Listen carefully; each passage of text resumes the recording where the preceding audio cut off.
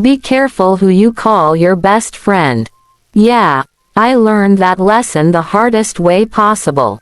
My mother trusted her best friend, with her whole heart. She never imagined that the same woman smiling beside her, sharing secrets, whispering, "I've got your back," was, all along, secretly preparing to destroy everything she loved. And what happened next? You won't believe it. My people, before we begin, please kindly subscribe, like, share, and comment. Your support helps this channel grow and encourages me to keep bringing you more powerful African tales. Thank you so much, and God bless you. This all started with two little girls, Sophia and Jessica. They were inseparable. The kind of best friends who wore matching ribbons and knew each other's secrets before they even said them out loud.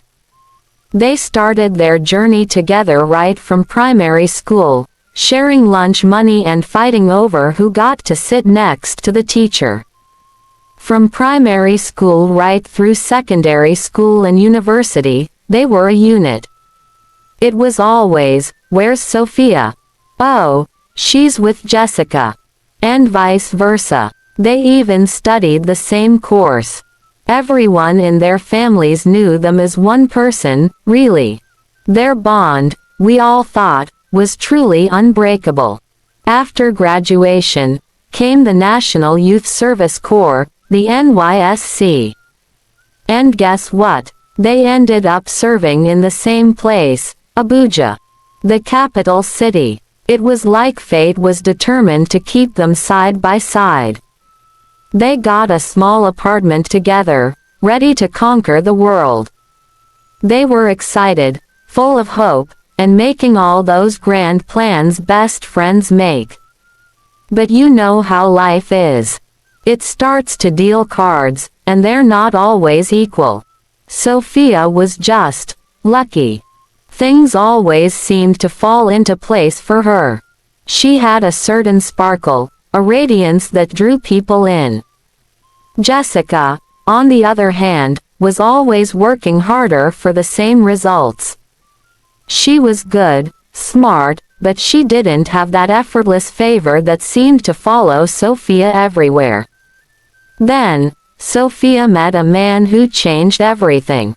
His name was Mr. Harrison, and he wasn't just wealthy, he was one of the richest men in the entire country.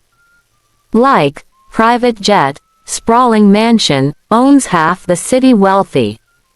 It was a whirlwind romance. He saw her, and that was it. They fell deeply in love, and it was a fairy tale that played out right in front of Jessica. The wedding was something out of a magazine. Absolutely lavish. Sophia, my mother, looked like a queen. Jessica was her maid of honor, smiling brightly, cheering her on. But behind that bright smile, something was starting to twist inside her heart. Sophia had the effortless success, the perfect life, the perfect man, and Jessica was still just Jessica. A little while later, I arrived. My name is Grace. I was a beautiful baby girl, they say, a perfect copy of my mother, Sophia. I completed their picture-perfect family. My dad, Harrison, doted on both of us.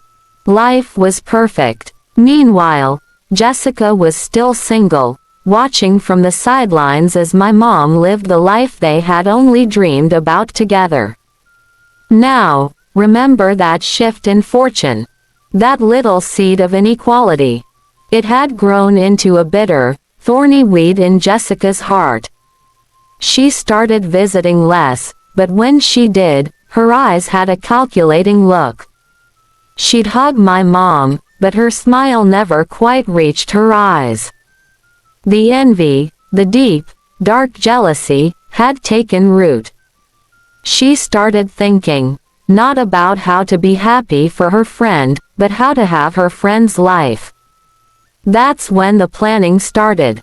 I don't know the exact moment, but I imagine Jessica sitting alone, staring at her own reflection, consumed by this one thought, why her and not me? She concluded that to have Sophia's life, Sophia simply couldn't be in it anymore. It was a brutal, evil logic. And the target was set. The perfect life, and the perfect husband. One Tuesday afternoon, Jessica came over to our mansion. It was a casual visit, just like old times. My mom was delighted to see her. They were sitting on the large patio, the sun shining, me playing nearby. My mom, Sophia, was talking about a new charity project she was starting.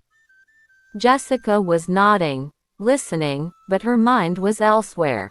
She carried a small handbag, and inside it, a tiny vial. My mom went inside to get something. That was it. Jessica had her moment. She quickly, casually, poured a clear liquid from the vial into my mom's glass of juice. She stirred it with her finger, then wiped it clean on her clothes. She sat back, perfectly composed, waiting for the return of her unsuspecting friend. She smiled when my mom came back, and my mom, trusting her best friend completely, took a long sip. It was swift and brutal. My mom collapsed a few minutes later. They rushed her to the hospital, but it was too late. The doctors were confused, the police were called, but everything pointed to a sudden, inexplicable illness. My father was shattered. The whole country mourned the beautiful wife of Mr.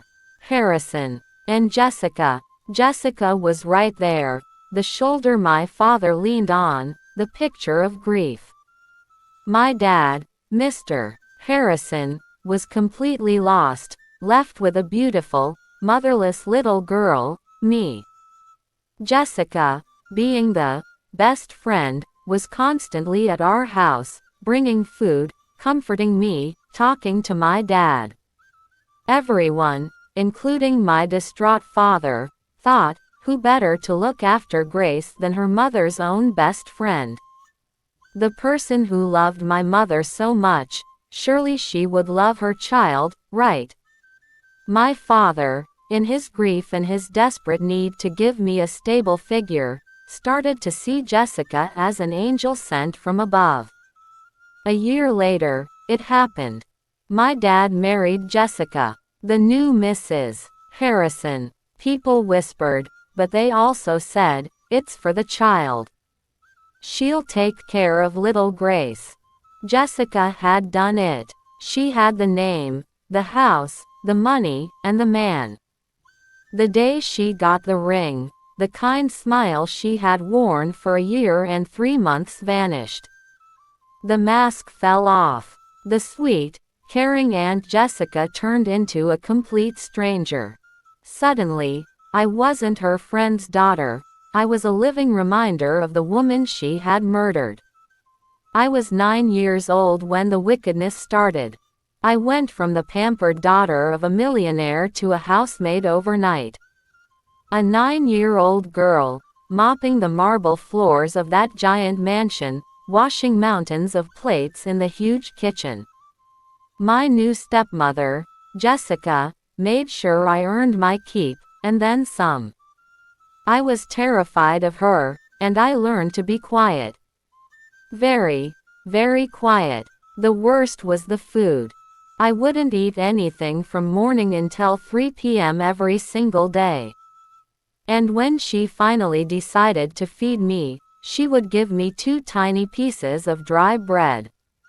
2 pieces. I was a growing 9-year-old. I would cry, "Mummy Jessica, please, this 2 pieces of bread won't be okay for me. I'm so hungry." But my pleas just fueled her cruelty. One afternoon, I begged a little too much, the hunger making me brave. Immediately, she slapped me. The force sent me reeling. But the slap wasn't the worst part. She grabbed a small tin of ground pepper, the fiery kind, and with an icy look in her eyes, she rubbed it directly into my eyes. I couldn't see anything. The burning was so intense, I felt like my face was on fire. I couldn't even make a sound to cry, just a ragged breath. I remember thinking, I will not see mouth to cry again. I will just die and come back again. Then, my dad had to travel abroad for a major business deal. He was going to be gone for over a year. Before he left, he hugged me tight, told me to be a good girl, and entrusted me to Jessica. "Take care of her," he said. Jessica smiled, the perfect, loving wife, and promised she would. My father would call every week. But Jessica would always answer the phone first.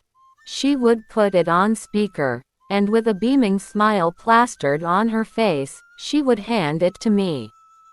"Tell your father you are fine. Tell him I am treating you very well," she would hiss, her smile never fading.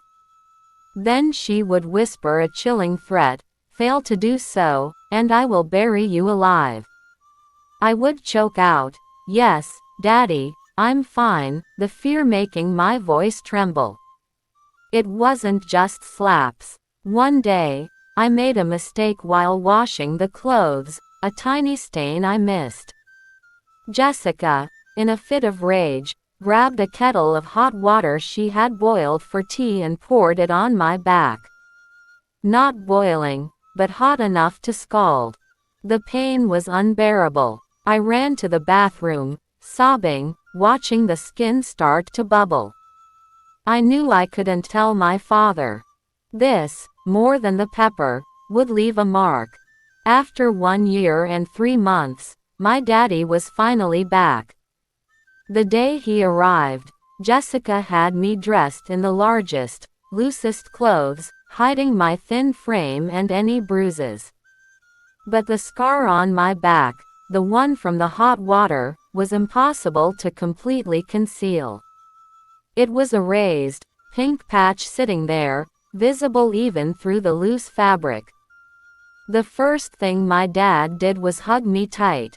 As he held me, his hands ran over my back, and he felt the unusual texture of the scar. He pulled back, confused, and lifted my shirt slightly. He saw the mark. His face went from joy to thunder in an instant. Before he could speak, Jessica swooped in, holding her breath. Jessica quickly looked at me, a silent, deadly warning in her eyes. "If he asks, you will say that you fell from the ground," she had coached me repeatedly. My daddy looked from the mark on my body to my stepmother, then back to me, his little girl. He was angry, a silent, shaking rage I had never seen before. He opened his mouth, and the first word he spoke wasn't a question for Jessica, but a gentle, heartbroken, "Grace, tell me the truth." My father's face was close to mine. His eyes, the same kind, loving eyes I remembered, were now clouded with confusion and a growing horror. "Grace, tell me the truth." The words were soft, but they echoed like a gunshot in that huge, silent hall. Next to him, Jessica was staring daggers at me. Her jaw was tight. I could see the promise of the burial, of the pepper, in her glare. The air thickened. I knew this was my only chance, but the fear, it was a chain wrapped around my throat. In that single second, my 9 years of torment flashed by. The 2 dry pieces of bread. The burning sting of the pepper. The cold, wet rags I used to clean the mansion at midnight. The hours spent starving while Jessica sat at the huge dining table, laughing. It wasn't just a mark on my back, it was a map of all her cruelty. I looked at the scar, then at my dad's devastated face, and finally, at the smug, murderous eyes of Jessica. Something snapped. The fear didn't disappear, but the hunger for justice, for my mother, was stronger. My lips were trembling, and the words that came out were tiny, scratchy whispers. Daddy, I didn't fall. My voice broke on the last word. I couldn't look at Jessica. I just focused on the relief starting to break through the confusion in my father's expression. Jessica immediately jumped in, her voice high and panicked, the perfect imitation of an insulted woman. Harrison, what is she saying? Grace, why are you lying to your father? You know you slipped on the wet steps. Don't listen to her, darling, she's been having strange dreams since you left. She is just confused and tired. But my dad was already shaking his head. He gently turned me around again, pulling my shirt up enough to expose the full burn mark. He didn't look at Jessica, he looked at the angry, raised skin. Jessica, he said, his voice dangerously low, kids fall. Kids don't fall and get a scar like this. This is not a scrape. This is a burn. He ran a trembling finger near the scar, and I flinched, even from his light touch. The dam had burst. Once I knew he saw it, I couldn't stop. The years of silence poured out. I told him about the bread. About the long hours of cleaning. About the phone calls and the threats of being buried alive. And then, I told him about the pepper. She put pepper in my eyes, Daddy. So I wouldn't cry again. I covered my face, sobbing uncontrollably. This time, there was no fear of a slap. There was just the overwhelming pain of finally releasing the secret. Jessica went ballistic. She stopped pretending to be the victim. She rushed forward and tried to grab my arm. You ungrateful, spoiled little liar. You are paying for this, you hear me? Payin'. But she didn't get to finish the sentence. My father, who was usually the calmest man in the world, moved faster than I had ever seen. He stepped between us. His fury wasn't loud, it was heavy, solid, and terrifying. He looked down at Jessica, his wife, the woman he had trusted with his child, the woman who was supposedly his first wife's best friend. Don't touch her, he commanded. His voice was cold, stripped of all emotion. Don't you dare put your hands on my child ever again. You disgust me. The look he gave her made her freeze instantly. He didn't yell for security. He pulled out his phone, and with quick, sharp commands, he called his head of security, Mr. Dennis. I want you to enter the house right now. Confine Mrs. Harrison to her room. Do not let her leave. No phone calls. No visitors. Right now.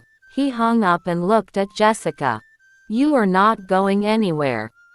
Jessica, seeing her perfectly constructed world collapsing, started to cry. Real, messy tears, but tears of fear, not repentance. Harrison, you can't do this.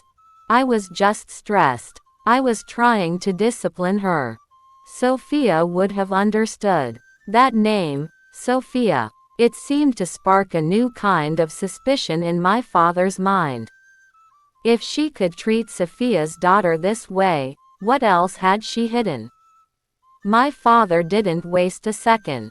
He took me straight upstairs, away from Jessica, and called his personal physician and his lead attorney. The physician arrived quickly and examined all my injuries, the light scars, the fresh bruises, the thinness. The attorney, Mr. Richard, arrived with a notepad. I had to tell my story all over again, but this time, I felt safe. The next day, the police arrived, quiet and formal. They interviewed me again, noting down every single detail. Then they went to interview Jessica, who was still confined to her room. My dad was relentless. He wasn't just pursuing divorce. He was pursuing criminal charges for child abuse and torture. While the police were investigating the abuse, my father couldn't shake the feeling of betrayal. Why did Jessica hate my mother's memory so much? Why would she treat her best friend's child with such cruelty? He started asking Mr. Richard to subtly reopen the investigation into my mother, Sophia's, sudden death. It had been ruled a natural, sudden illness, but now, everything looked suspicious. Mr. Richard, now with the full resources of the richest man in the country and a motive, went deep. He looked at the original toxicology reports from my mother's death, reports that had been quickly dismissed. He found a tiny anomaly, a chemical compound that shouldn't have been there. It wasn't a common poison, but it was there. Faced with the evidence of child abuse, the total loss of her glamorous life, and the impending jail time, Jessica finally cracked during police interrogation. They told her they had found evidence of foul play in Sophia's case. They didn't even need the full proof yet. The pressure, the guilt, the realization that her perfect plan was her undoing, made her confess everything. The police came back to my father's house with the news. Jessica confessed to killing my mother, Sophia. She had poisoned her. Her motive? Jealousy. She wanted my father, the wealth, and the title. She had executed the perfect crime, and only her unspeakable cruelty to me, the daughter, brought the truth out. My father, Harrison, was hit with a double tragedy. He hadn't just lost his first wife, she had been murdered. And the woman he had turned to for comfort, the woman he married, was the murderer. He went into a deep shock. The man who was once so confident and powerful was now just a heartbroken widower who had failed to protect his family twice. The trial was a sensation. The best friend's betrayal. That's what the newspapers called it. Jessica sat there, the glamorous Mrs. Harrison, now just a venomous criminal. I had to testify. I told my story one last time, in a bright, cold courtroom. The judge, the jury, they all looked at me with pity and outrage. Jessica was convicted of murder and child abuse. She received a very long sentence. Her glamorous life was over, traded for the cold walls of a prison cell. My father held my hand as the judge read the verdict. I didn't feel joy, just a profound sense of closure. My mother's death was finally answered. The journey didn't end with the trial. My father took a long break from work. He got me the best therapists, and he spent every possible moment with me. We had to relearn how to be a family, just the two of us. He never stopped apologizing for failing to see the truth. But I knew it wasn't his fault. Slowly, the weight lifted. The scars faded, but the memories became lessons. My father and I moved out of that giant mansion, too many bad ghosts there. We started a new life, a quieter one, built on honesty and trust.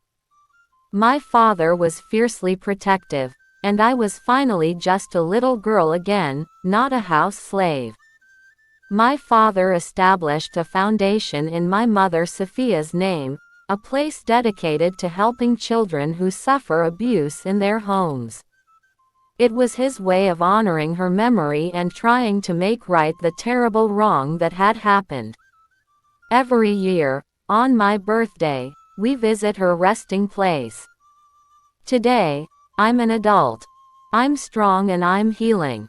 I look back on that 9-year-old girl and I marvel at her strength. She endured that wickedness until she could finally whisper the truth. That single, honest whisper saved my life and brought justice to my mother. The painful lesson I want you all to take from my story is this: jealousy is a poison, and it destroys the one who carries it first. And sometimes, the face of true evil hides behind the brightest smile, the smile of the person you trust most, your so-called best friend. Remember this: trust wisely, guard your heart, and never ignore the warning signs of hidden betrayal. Thank you so much for watching this African tale. Tell me, where are you watching from? Please drop your thoughts in the comment section. I'd really love to hear from you. Don't forget to like, share, and subscribe for more inspiring African stories. And always remember, love, faith, and courage are the greatest treasures you can ever have. God bless you all. Bye.